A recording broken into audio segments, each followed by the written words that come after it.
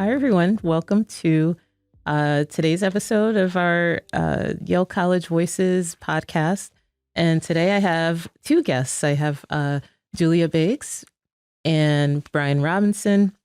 So Julia is an admin for the Richard U. Light Fellowship. That's right. And Brian is a manager for the Yale Symphony Orchestra. Yes. And so you're going to tell me a little bit about yourselves, and then we're just going to have a great conversation. So welcome today. Thank you. Thank you for having us. Awesome. So whoever wants to start first, I don't know. We'll flip a coin.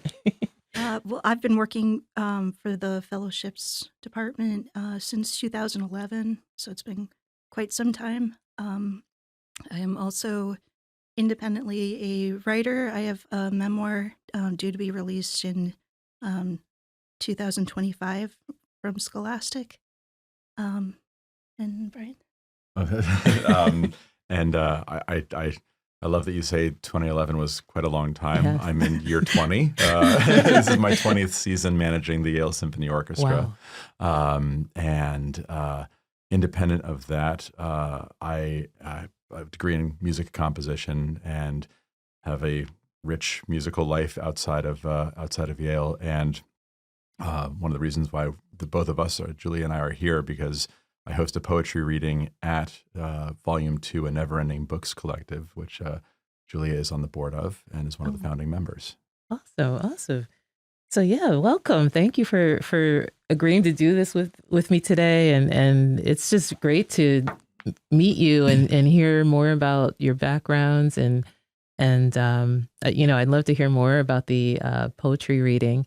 So tell me a little bit more about the work that you do here at Yale, and then we'll get into some of the other exciting stuff that you have going on.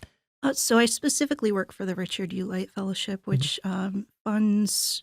It provides full funding for students who are interested in intensive language study in China, South Korea, Taiwan, and Japan.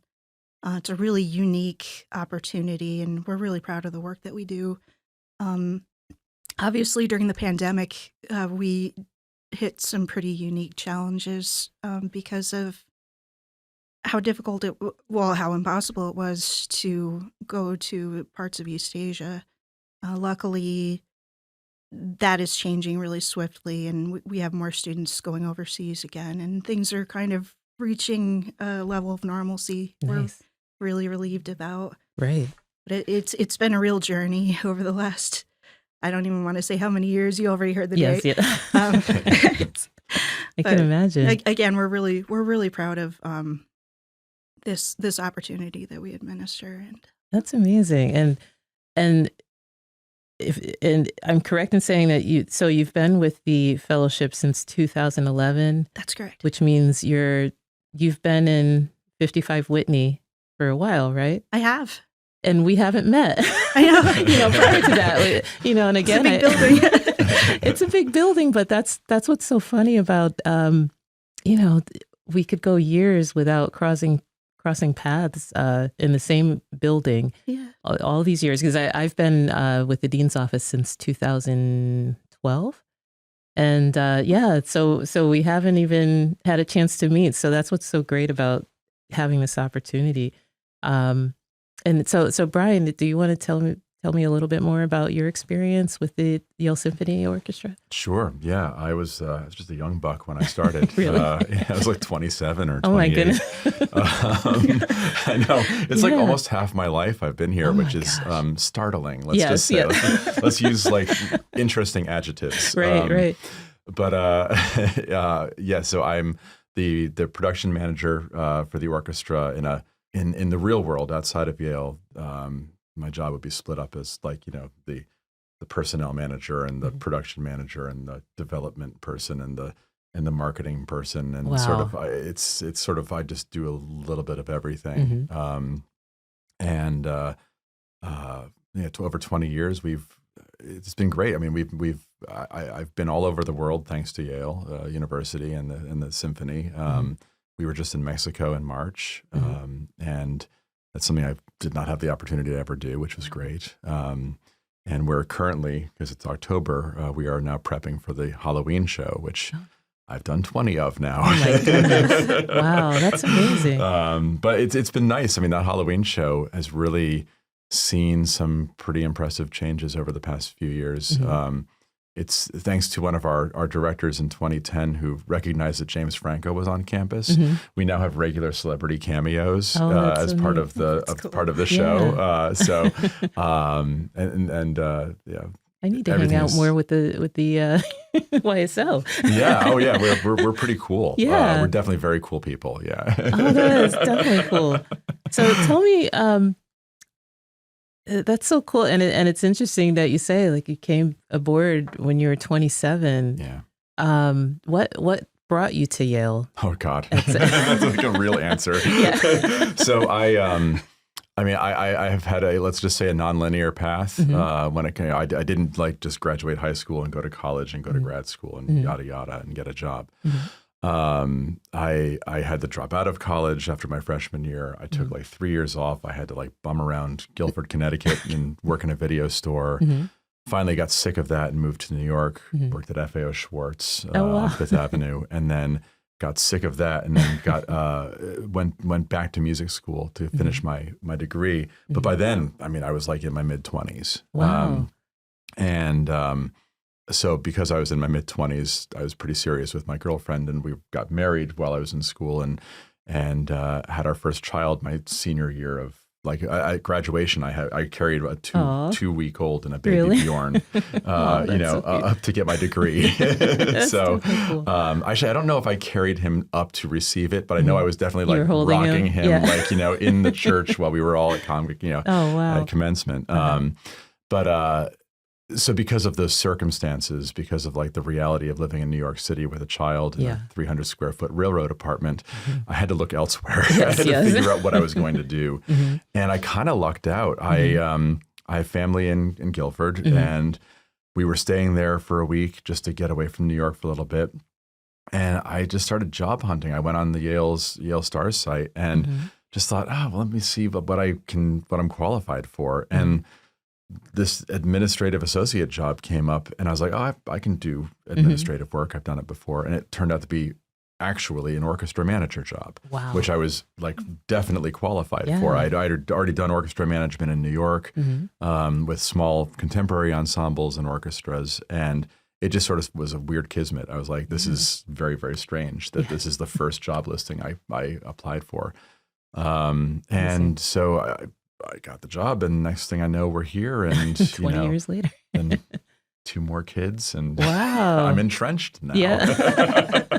I know. I always say, Yale's got me. I'm here for the duration. Yeah, I have to put my kids through The college. hooks are in. Yeah. The hooks are in.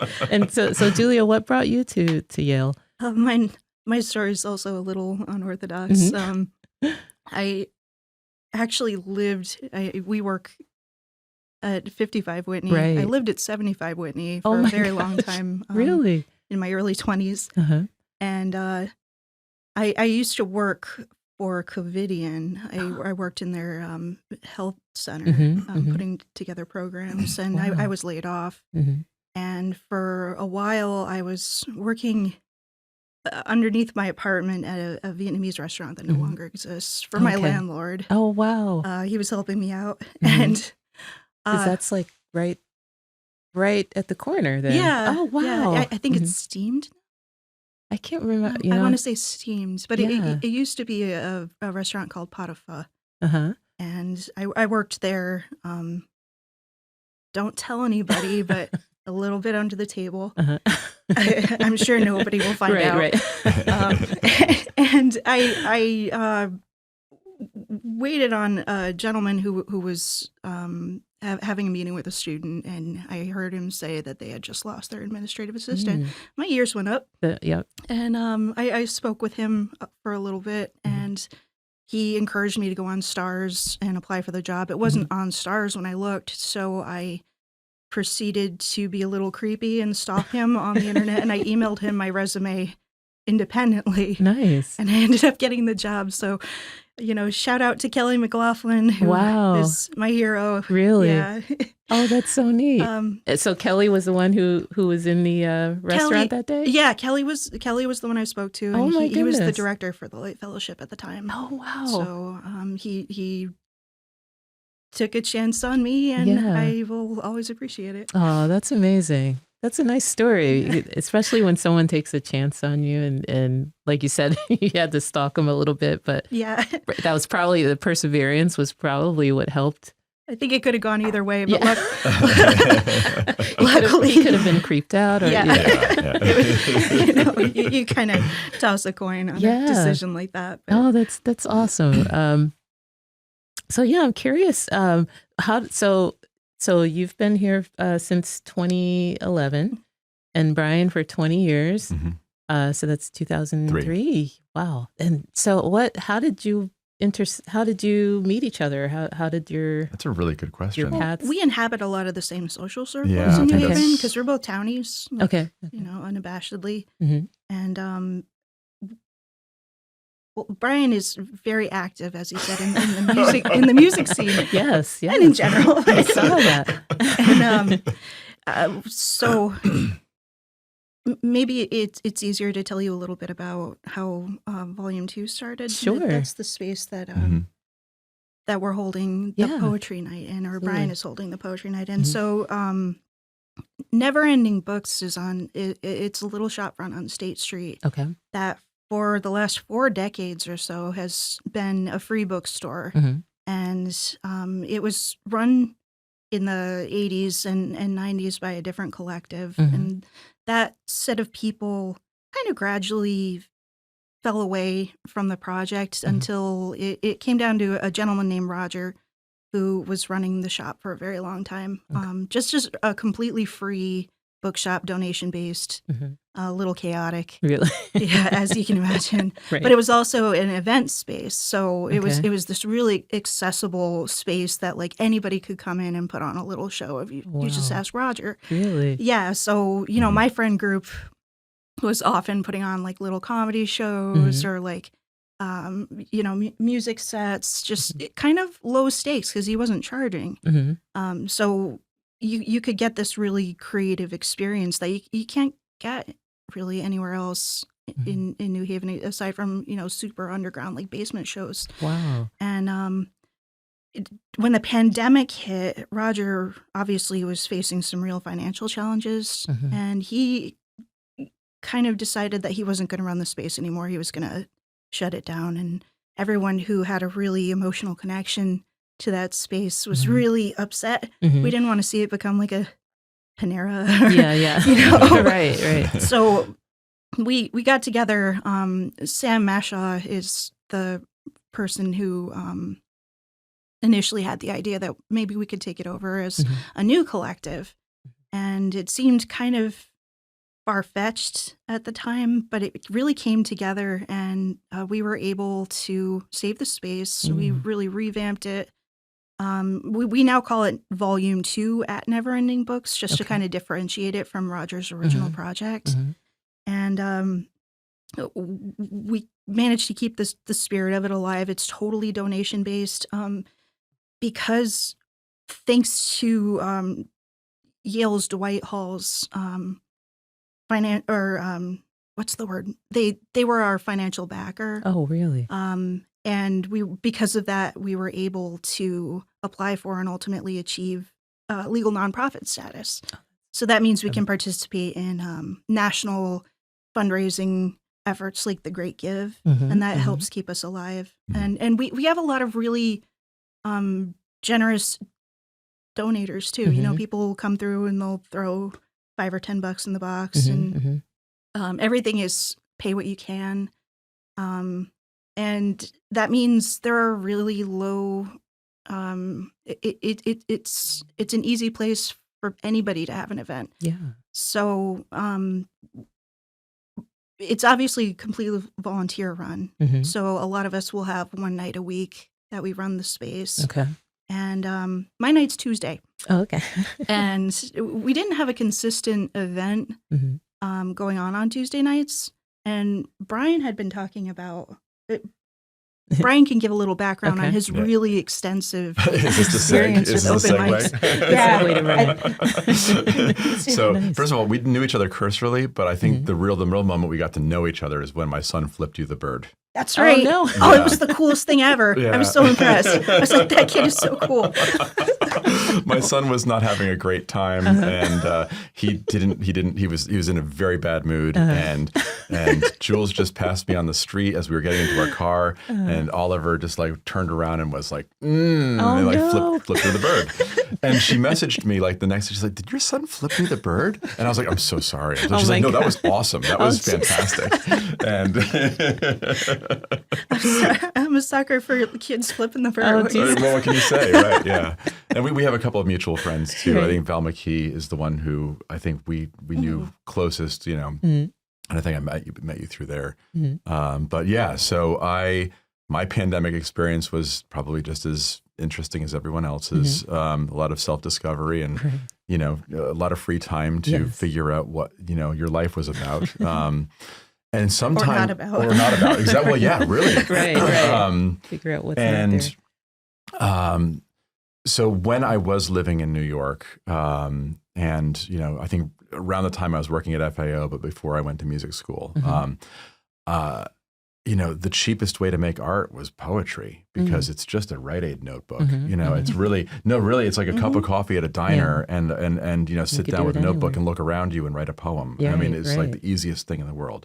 It's like your lunch break, you go sit down somewhere, you write something, you come back to work. You know, it's like, in fact, Frank O'Hara, who is one of my favorite poets, used to do that when working at MoMA. He would go to Park Avenue, sit on a bench and write his lunch poems.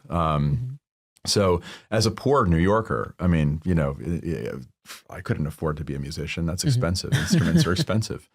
So I started writing poetry and reading on the Lower East Side. Eventually started hosting my own series when a friend of mine couldn't host her series anymore. She passed it on to me.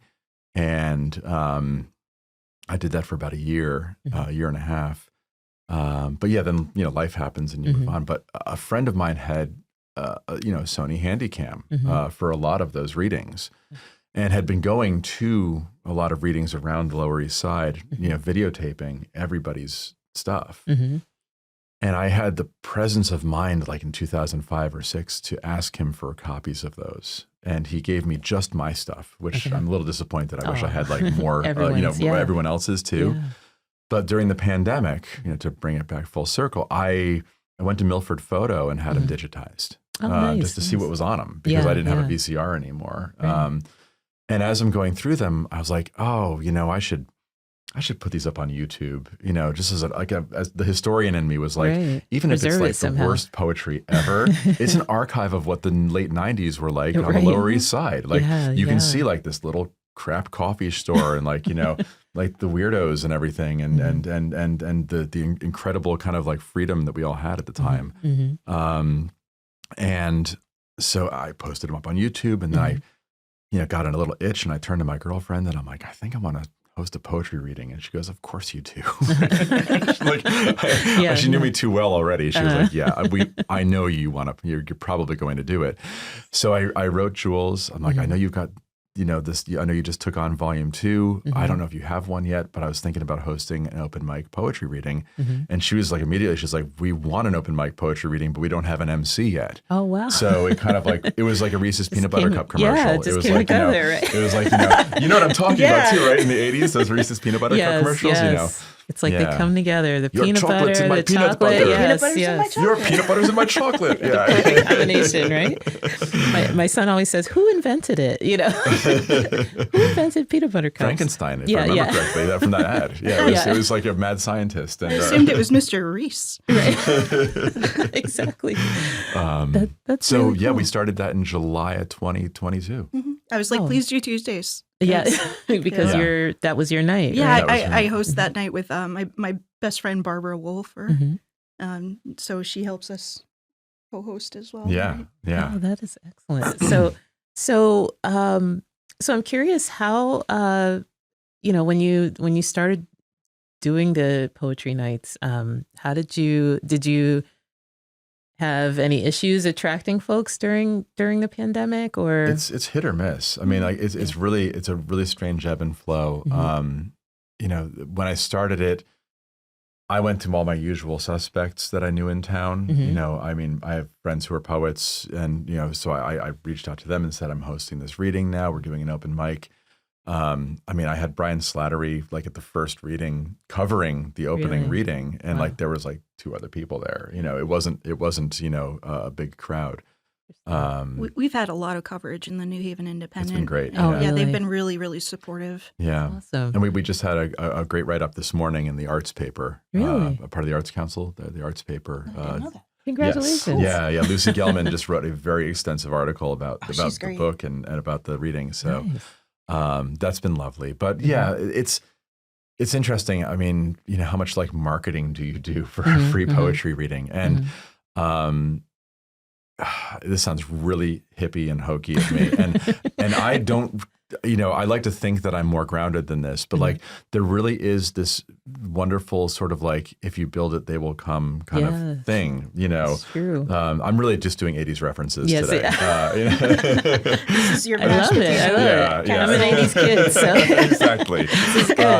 You know, but the you know, I you know, I'm of 2 minds, you know, my very like Virgo-y, like, you know, like strict, the rules have to be the rules, and I have to invite all my friends and they'll come because I've invited them, Because like very they're- strict, narrow thinking. And then what winds up ultimately happening is complete strangers I've never met before just amble into the reading and are like, oh, are you doing poetry? I have a poem on my phone. And then they'll Just like, blow you away. They'll just blow your mind. You're wow. like, yeah, we've had this happen multiple times now Really? where just because we're there, somebody will just stumble in and then they'll become like a regular for like a month and then we won't see them ever again. It's kind of what I've noticed, which is actually kind of a little sad because I've come to adore a lot of these people who have kind of like wandered into our lives and I miss them. I like, you know, I mean, there are a couple like, you know, who kind of like Amari and like Matt Shore and Alice Prale and I'm just dropping names now, but like and there's like Maximus and like, you know, there's all these people who have sort of like shown up, like really just like completely like, you know, unleashed their hearts to everybody in the written word in front of everyone, and then like I haven't seen them, and I'm like, oh. We do have a couple members, I almost want to say, like very dear to our hearts, who moved away. True. Specifically Tom and Marilla. And Marilla, Yeah. Wow. Marilla still stays in touch on the Facebook she does, group, and so which does is Tom. really nice. Yeah, Tom's on my Instagram. So it's nice because you can feel the connection continue, like when people are no longer able to attend. yeah, You know. that's awesome. So it brings me back to one of the other podcast sessions I recorded a couple weeks ago with Anita Sharif Hyder, who also writes poetry. Oh, and she should come to our reading. Yeah, tell her to exactly Tuesday night.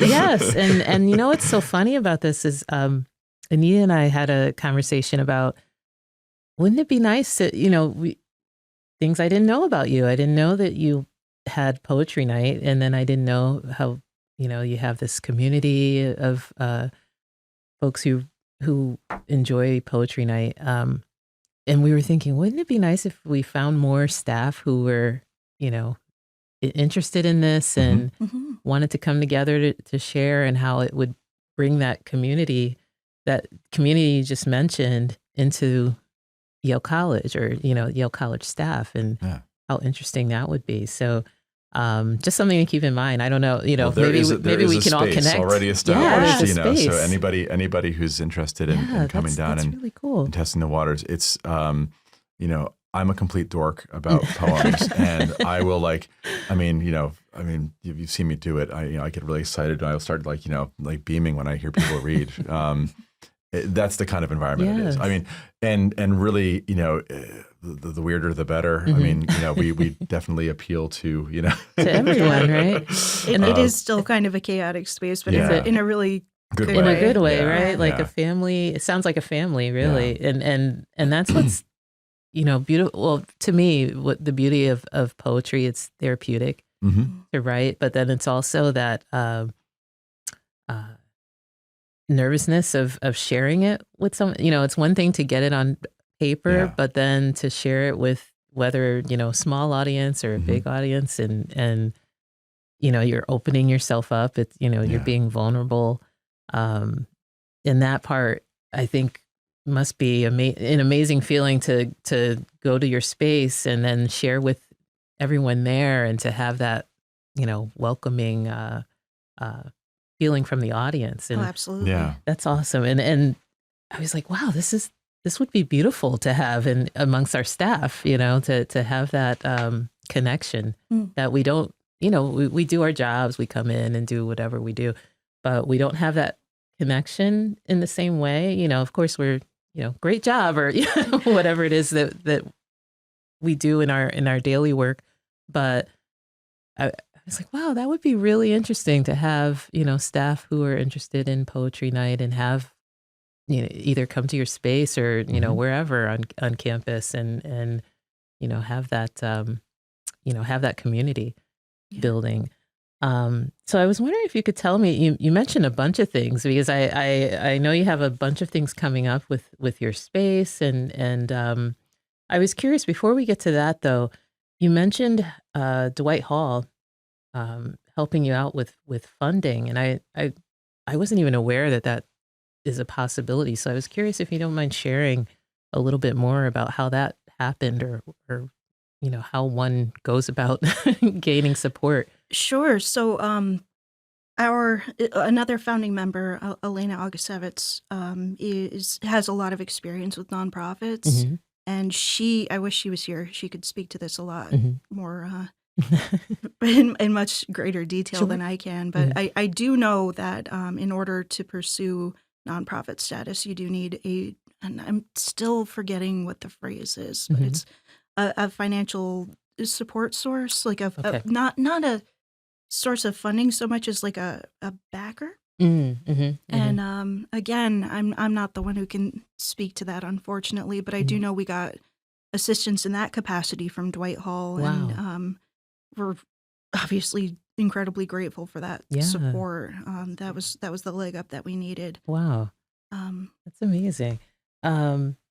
So if you could tell me a little bit more about, so I know you both have this poetry night going on, but you both also have various projects that you both have outside of Yale, and I'd love to hear more about the work that you're doing. I know that you also have, and I want to make sure we talk about We the have to plug poetry the book. book. Yeah.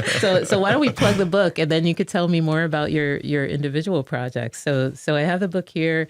and it's so beautiful. It is Never Ending Poetry, a collection of poems celebrating the 1-year anniversary of Open Mic Surgery at Volume 2, a Never Ending Books collective. So it's awesome.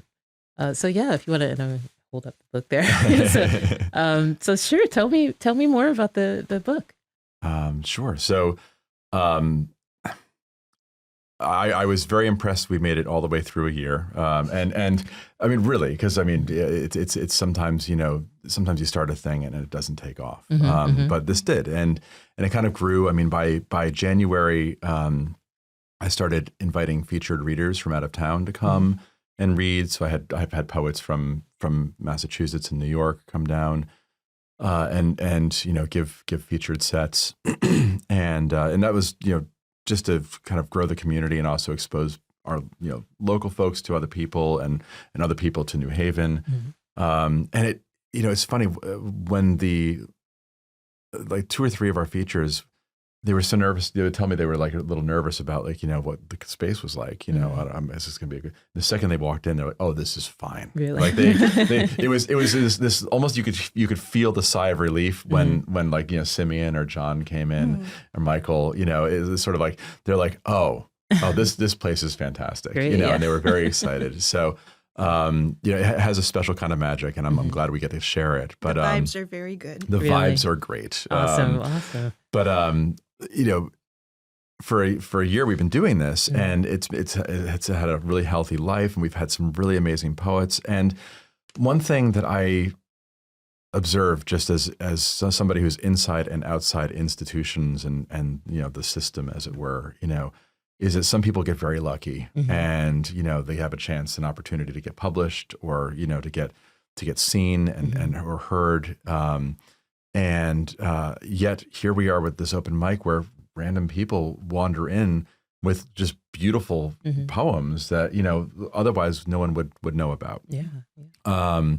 And I thought, there's something delightful and ephemeral and in the moment about an open mic reading, but I wanted to give all of our readers the opportunity to have something permanent, something more, more everlasting. And I mean, Sophia and Barb was saying yesterday, just they've never been published before. I mean, Barb didn't even start writing poetry until the reading. She said yesterday, I was like, oh, so she's already gone from a complete, kind of novice to this, to like, being invited to be part of a book, and I love that. I think sometimes,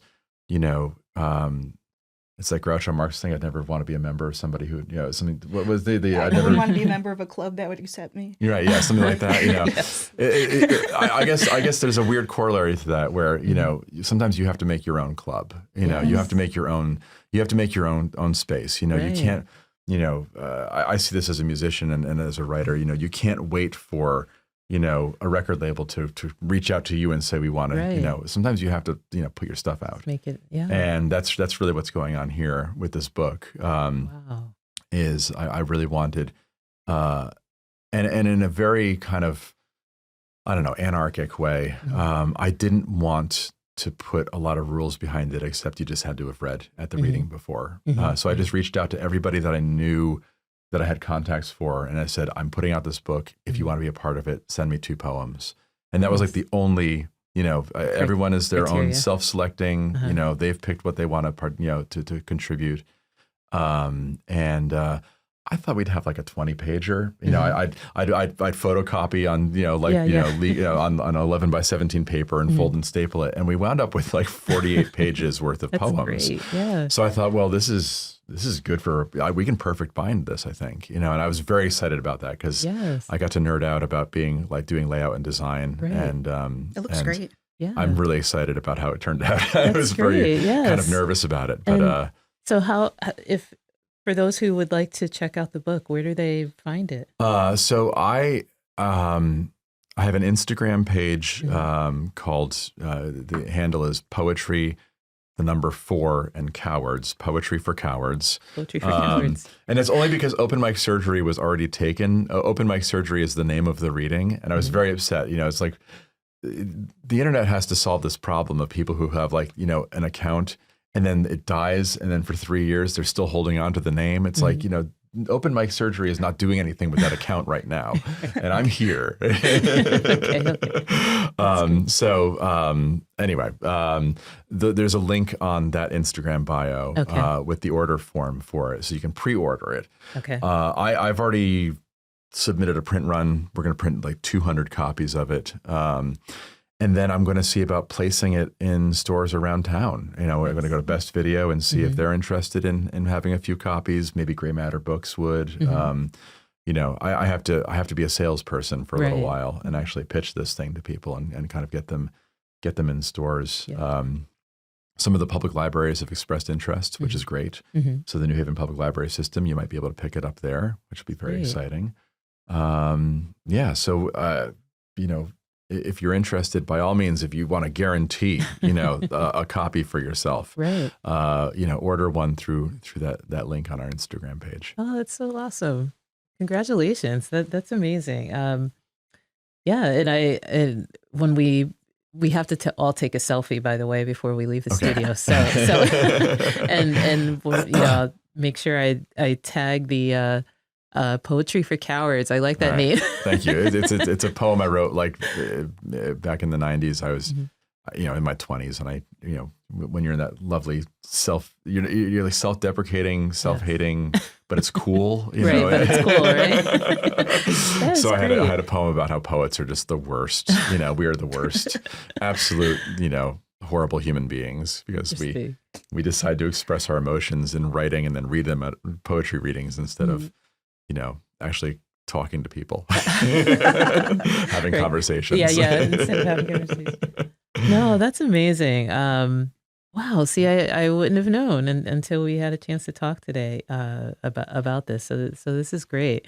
And I didn't know. Did you have more to share about the book, Oh, Julia? I mean, just looking at the back cover where Mhm. all the contributors are listed, I'm picturing all of these faces and these people, and it's hard to overstate how, like, what a gamut this Yeah. runs. Yeah, We've got like your standard townies, like Mhm. me. yeah, and You- Jeff and yeah, and you have Karen Ponzio, Mhm. who's pretty famous around town. She works Yeah. at the New Haven you Independent. hear that, Karen? as You're well. famous. We Oh, love you, yeah. Karen. We also have Carlos DeFlar, who is Mhm. he's the Beat Poet Laureate at the moment. And Really? he and Angel Martinez, who's also fantastic, will often come From to the the Bronx. from the Bronx. Oh, They wow. take the drive-in. oh yeah, yes. Drive-in. That's not a short trip. No, And, it isn't, especially um, driving. But yeah, it's just a really special collection, and John S. Hall of King Missile, who was one of the featured readers. He contributed as well. So Yeah. amazing. it's just really cool. Yeah, They're it is just really cool. And exciting to see. I love what you brought up about a lot of these poets have never been published before Mhm. and didn't have that voice. And maybe they didn't even think about trying to get themselves published Yeah. at all. And that you sort of provided that vehicle to. Oh, I forced them all. You I'm like, forced you're them. getting in this book. Is Right, what I right. did. You're strong-armed. I strong-armed everyone. Sure, that's awesome. And It was not subtle. which I just find that to be amazing because people, whether for whatever their reasons are, whether they're shy or just didn't have the opportunity, and that you created you forced them, but you you created a way for them to have this permanent public document of their work, which is awesome. Thank you. So I'm curious about, actually going back to my other question, if you don't mind sharing more about yourselves and whatever projects you have going on, awards, about your things like memoir. that. Should plug your And memoir. yes, please. So Julia, I know that you mentioned earlier when we had a chance to chat that you have a memoir coming out, and I'd love to hear more about that. So it's it's a fictionalized memoir. It's going to be a graphic novel, which is illustrated by a good friend of mine, Nikki Smith. Wow. And it's due to be released in 2025. It's about my experience growing up on a boat, Oh. or about a girl's experience growing up on a boat. Right. It was definitely not me. So it's too late. I'm going to ask you about that now. Oh, sure. If you don't mind sharing. Sure, yeah. So when I was 7 to about 14, I lived on a boat with my parents. Wow. My dad built it. Goodness. We sailed around like mostly the eastern seaboard, the Caribbean, and South America. And Wow. I was given a really, I mean, Brian was talking earlier about how some people are lucky enough to get an opportunity, and I was lucky enough to get the opportunity. Wow. And it's been a real ride. Yeah. This is the first thing I've ever had, formally published, and it's really jumping in the deep end. Yeah. But it's happening. That is so cool. Wow. See, I'm fascinated by it, and I know that you mentioned 2025 is the year that it'll be released. It's a middle grade book, so for younger readers. Yeah. This is awesome. You're going to be in the Scholastic Book Fair. That's all I can think know. about. All I can think of is Exactly, those things that they send home. Those folding things that you open up, and like there's Jules' book. Yeah, and my son picks out like 30 books. Yeah. Okay. You have to like pare it down. Yeah. Right. But that's amazing. And of course, I want to ask more questions about what that was like to live on a boat for. So basically, you said from 7 to 14? About 13 or 14, yeah. Wow. it was a world of compromise. Yeah. There was I had a lot of really fascinating experiences that I think most other kids don't get to have. Yeah. At the same time, I was an only child. Mhm. It could be very isolating. Mhm. Mhm. Reintegration was really difficult Mhm. once we came back. Mm. So part of the reason I think this book is pretty well timed is because I think a lot of kids around that age Oh, right of now course. have a lot of Mhm. experience with very sudden Isolation. isolation and Yeah. having Yeah. difficulties reintegrating and Right. just loneliness, but Mhm. also, experiencing something that most other kids in their age group have not Mhm. experienced, just like being a child during a global pandemic is Right. something that earlier generations can't really relate to. So Exactly. I'm hoping I- I'm hoping kids will feel kind of seen when they Yeah. read this. There actually there are going to be two. Mhm. Oh, So 2 the books? first one's coming out in 2025, and Mhm. then the next one has not been scheduled yet, Okay. but That is awesome. there's two of them coming out. So the first one will be about leaving public school and going Okay. on these adventures, and then the second one is really more about returning and Returning. that kind of culture shock. Wow. That's amazing. And I'm curious, do you find that your experiences growing up, um, somehow ties into, the work that you do with volume 2, but then also your work here at Yale, like how, your experience with that isolation and, um, how you worked through that. How do you, or do you bring that into your work here at Yale when you're working with students in the fellowship, or how did, does that change how you relate to students? I think there are two layers to that. Mm. Pre-pandemic, the fact that I lived outside the country for a lot of my formative Mhm. childhood means that I'm a very big believer in the power of cultural exchange Mm. and how vastly your perspective can be widened Mhm. by just having experiences and seeing lives and ways of life that aren't yours. Mm. Mhm. Mhm. By that token, it was really important to me to help facilitate travel to East Asia, where students were able to by being immersed in another language, Mhm. they were able to relate Mhm. to people who were not like them, Right. and that sounds really basic, but Yeah. it is Mm. really basic. It's Right. very fundamental. Yes. So, Yes. I was that meant a lot to me personally because of the way I grew up. Mhm. Um, and the second level, of course, is s- more recent, where students are coming in who are coming from pretty unorthodox educational experiences. Mm. Mhm. They were interrupted, and Yeah. and they Yeah. they had to um, they really had to be flexible Right. and learn a different way of learning Mhm. and a different Yeah. Yeah. I mean, it was such a, for everyone, it was such a shock, like a shock yeah to the system and, difficult.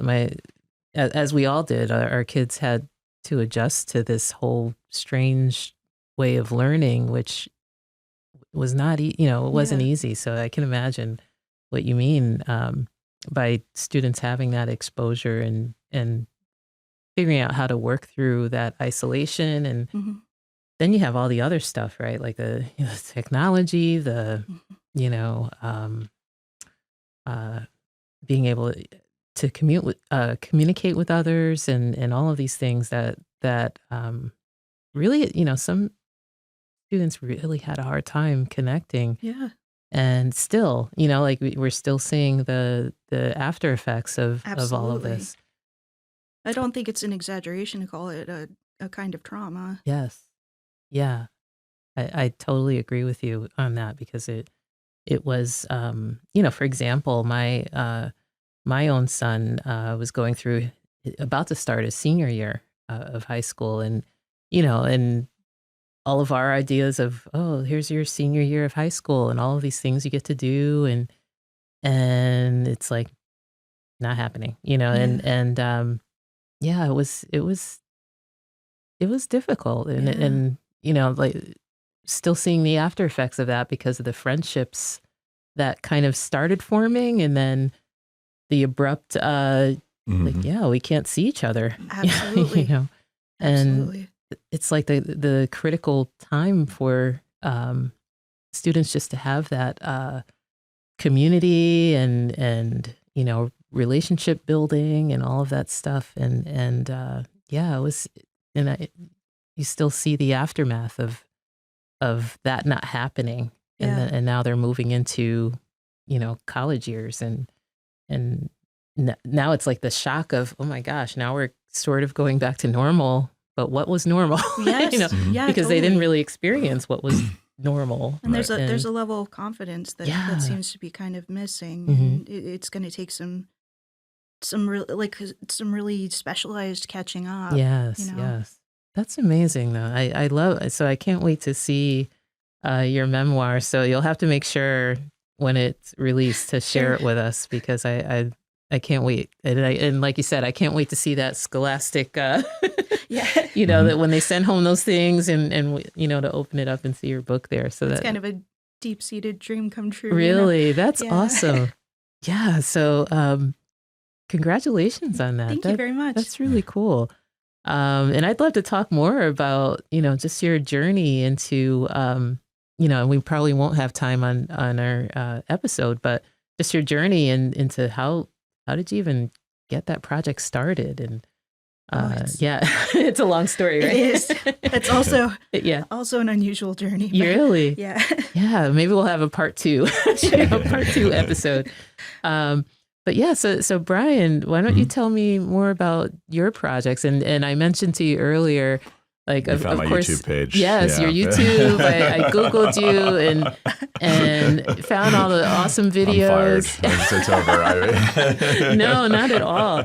But I found what was so cool about it, again, and I say this every single time, it's just seeing this other side of our staff, and it's like, yeah, we do actually have lives outside of Yale, Mhm. and a lot of, and I may be speaking for myself, but a lot of what I do outside of Yale contributes to my work here at Yale, and how I approach my work, or my the impact I'd like to have on my job.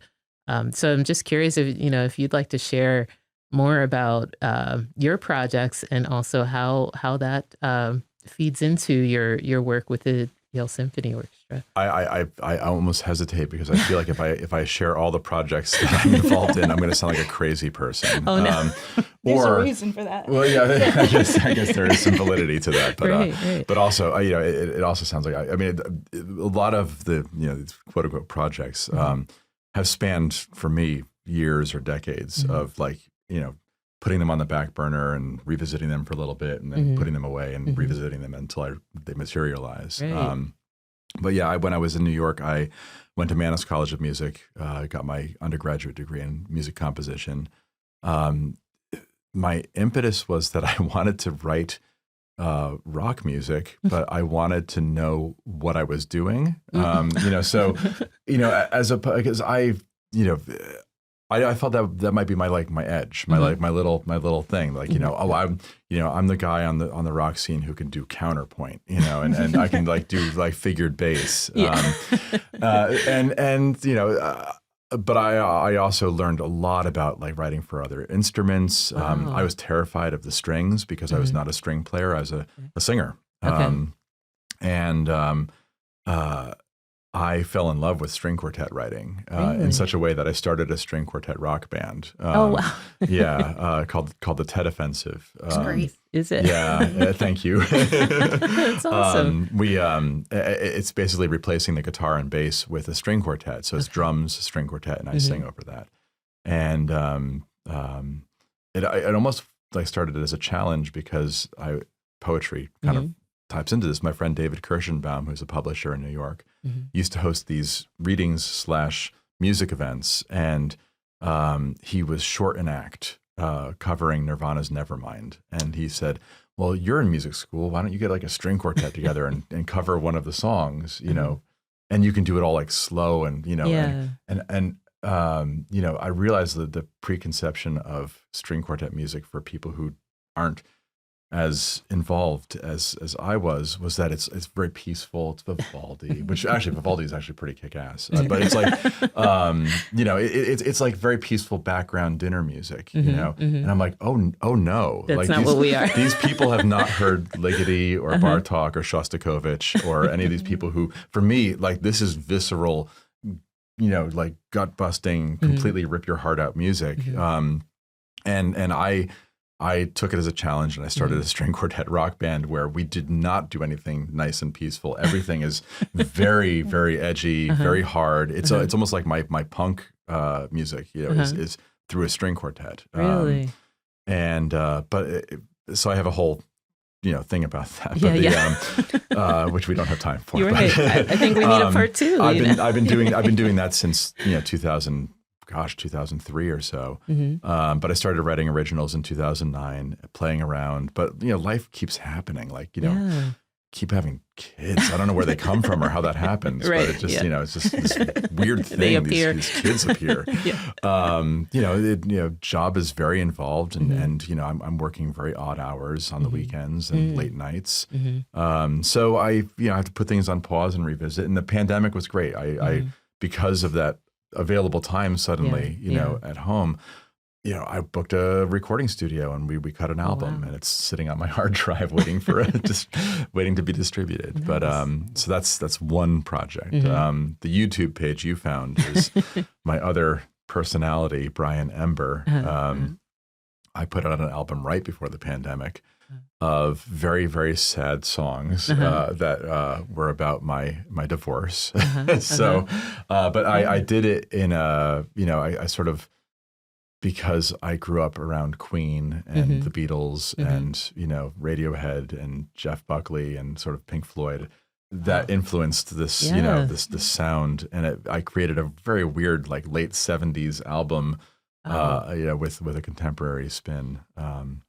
And then started making music videos where I'm, you know, very weird music videos. Yeah, but I love. I mean, none of you see.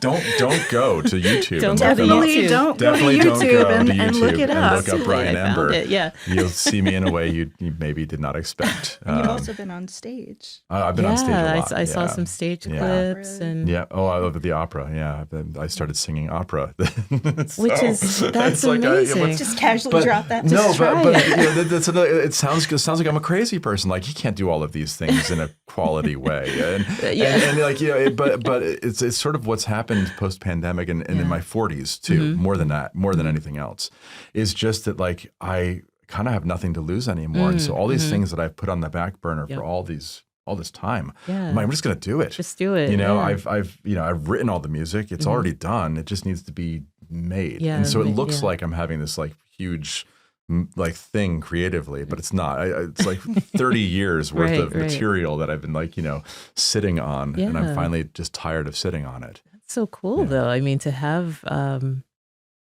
you know, just like Julia, having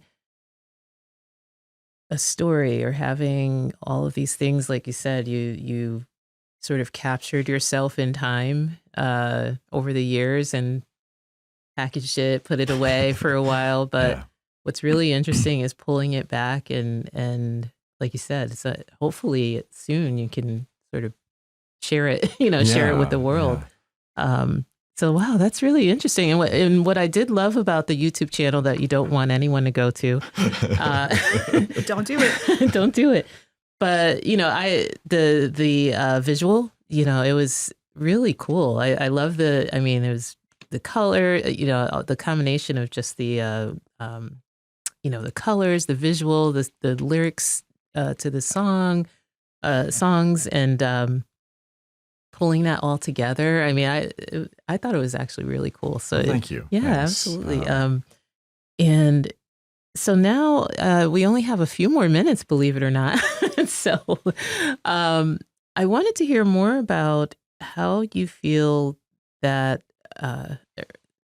you have your experiences outside of Yale and, your journeys, with your book coming out soon in the next year and a half, basically, and Brian, with your projects that at some point you'll decide to share with the world, but then also the poetry book that you have here. And I wanted to get a sense of your thoughts on how your stories tie into creating that community here for Yale College, and not necessarily for students, but more for staff. Hmm. So for example, in doing this whole podcast, the goal is really just to get to know our staff and highlight what we do. And like I said, show our human side. We do these wonderful, just talking to you two today, I'm amazed by all of the stuff that you do. And how do you tie all that into, we have a DEIB initiative that we, want staff, or one of our goals or ultimate goals is that staff feel more like they belong or we're included. And how do you see all of these experiences tying into what you can, what can you do, what can you do to sort of bring that together for staff? So that was a really long question, but but ultimately, based on your experiences, do you see yourself sharing that more with Yale College, and how would you, how do you see yourselves applying all of these different things that you've learned along the way to sort of bringing the community together for staff? Well, I think, Darice, what you're doing here is the greatest illustration of that, because Yeah. if you remember, we all gathered Mhm. during the summer at a Yale College event, and I was introduced to you Mhm. by Maya, who's my director, and Right, who right. who also appeared. Yes. And we were all sitting at a table together, and just that happened. conversation, Yeah. Yeah. occurred, and now we know each other, and now That's we get to talk about this, and who knows who's going to hear it and Mhm. feel compelled to talk more about their own journey and story and projects and Right. lives, right? Yeah, thank you. So Yeah. I think you're like the pinpoint Oh, thank you. in this particular conversation, for sure. That's awesome. And that was part of my goal, is just, opening up opportunities for conversation, and hopefully, we get to learn more about each other. I think, at least for me anyway, when we're just constantly having meetings, remotely, and we're doing Zoom nonstop all day, every day, and we don't get to know each other. And I think a lot of times, some of the challenges that were mentioned, I don't know if you attended the staff meeting when Maya and I Oh yeah. presented the results of You the guys survey. did such a Yeah, good you were job. Oh, great. thank you. Yeah. That was amazing. Thank you. I appreciate it.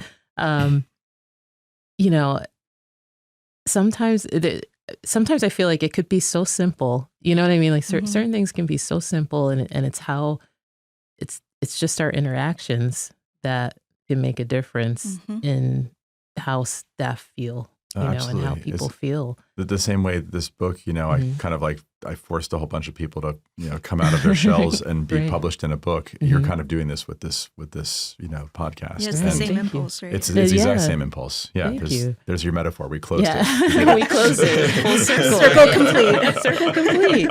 My work here is done. But yeah, and that's what's so amazing about it. And again, that was my goal. It's just I want people to feel recognized, and I know that we have some shy folks who may not want to sit and do this do a podcast, but hoping, even if they don't do a podcast with me, that in some other way they're more open to sharing, but also someone will be more open to really listening and recognizing, staff for who they are, and it's like just welcome everyone and make people feel more at home or more like they belong. And I think in an environment like this, it can be really easy to forget that people are not just what's on their resume. mhm. And any reminder we can receive about everyone else's basic humanity and Yeah. just how fascinating everyone Yes, is really important. Yeah. it is. And like you said, it's such an easy thing to do, but it often just doesn't happen. It doesn't happen. And yeah, and it can be easy, right? It's like, we just want to get to know people and like I said, open up the door for conversation. And I learned so many things from all of my guests, including you today, just in terms of, the work that we do outside of Yale and how that can kind of tie into what we do every day. And some folks may feel like, well, I can't really do that because, my work here at Yale is different. But I feel like, no, we can. As staff, we can create our own little community of, poetry readers. And, because I'm telling you, I already know a few people who, we could totally have a staff The door's poetry open. night. Come on down. Yeah. That would be interesting, right? Have a 6:30 staff to poetry. 6:30. Yeah, we should do it. We should 6:30-ish. schedule something. Yeah. Yeah, we should talk. We should try to put something together.